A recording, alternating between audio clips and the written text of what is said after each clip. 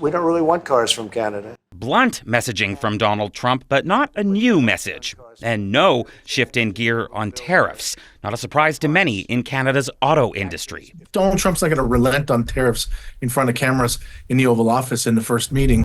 But business groups say progress on trade policy now seems possible. I think what we saw today, what we hoped for anyways, was respectful and serious. And I think we saw both of those things, if not dare we say, a bit of a friendly tone.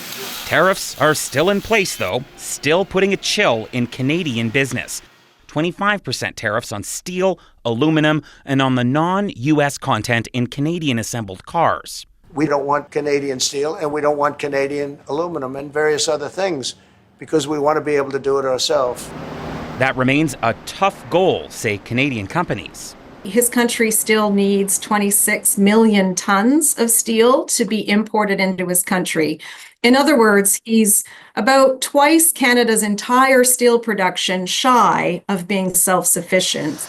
And so despite positive reactions to today's meeting, for many workers, no relief yet. We're seeing layoffs pile up. We're into the high hundreds of layoffs at this moment, with more to come. Business leaders say one good meeting doesn't change enough. Investing in infrastructure to reach other markets and great trading partners who want to do business with us is critical. The latest numbers from Statistics Canada do show Canadian exports to the U.S. dropped by more than 6.5% back in March. Exports to other countries, they almost made up for it.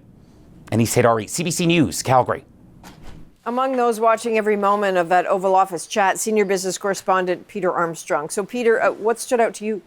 Yeah, look, there's a couple of small but important shifts that just might open up the possibility of a framework going forward. You know, one of the problems throughout this has been just the sprawling nature of the complaints, everything from autos to steel to energy to the 51st state. So it's hard to really see what an exit ramp might look like. So take this and ask yourself, is there some kind of a potential for at least a path forward here?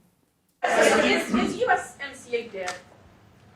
No, it was actually very effective, and it's still very effective, but people have to follow it. So, you know, that's been a problem.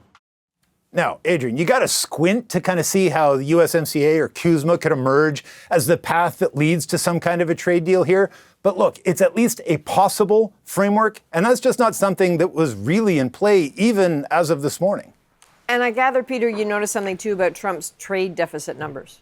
I did, and this might be even more subtle than the last, but when Trump talks about subsidizing Canada to the tune of $200 billion, he's talking there about the trade surplus. And yes, there is one. It's closer to $60 billion, mostly because we sell American refineries a ton of oil.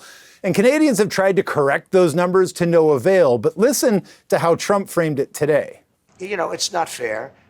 But why are we subsidizing Canada $200 billion a year, or whatever the number might be? It's a very substantial number. Whatever the number might be. It's small, but at least we're working towards working off the same set of facts. And it's two small examples of incremental progress that could pay off down the road.